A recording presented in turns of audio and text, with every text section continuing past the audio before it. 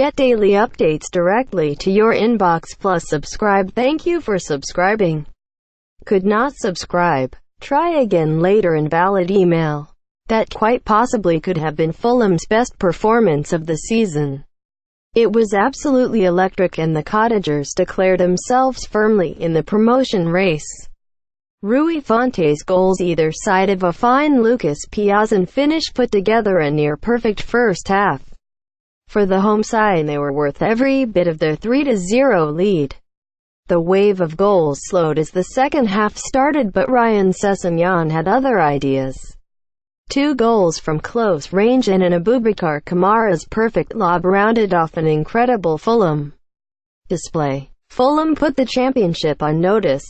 Image: Paul Bergman. Marcus Bettinelli 7. In all honesty, he didn't have much to do today. His distribution was great and he saved well when required. Hard to fault but didn't have to stand out today. Ryan Fredericks 9. After performances like today, you can see why he has been linked to Premier League clubs.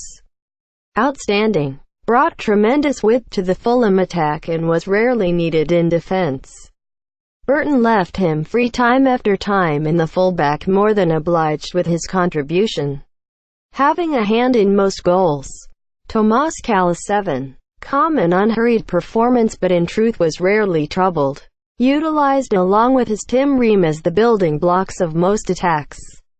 Tim Ream 8. Really flowing with confidence after a solid effort against Middlesbrough. A misplaced pass aside, hard to fault the American, who was strong in the air, wasn't afraid to bring the ball forward and looked a class act because of it. Dennis Odoi 8.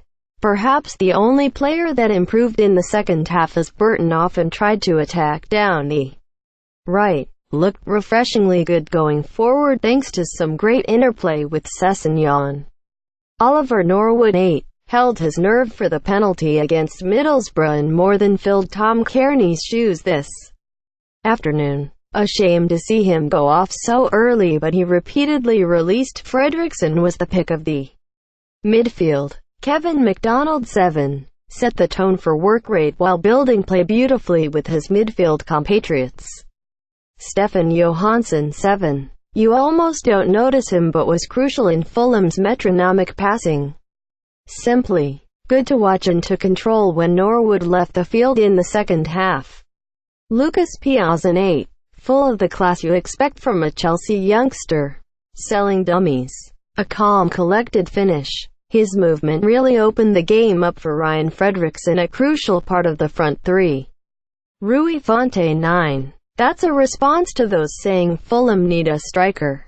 Full of technical ability and 2 composed finishes after some lovely build-up play from the Cottagers. What stood out most was his battling display, where he showed the characteristics of a traditional number 9 despite size. Only a quieter second half and substitution prevented a 10.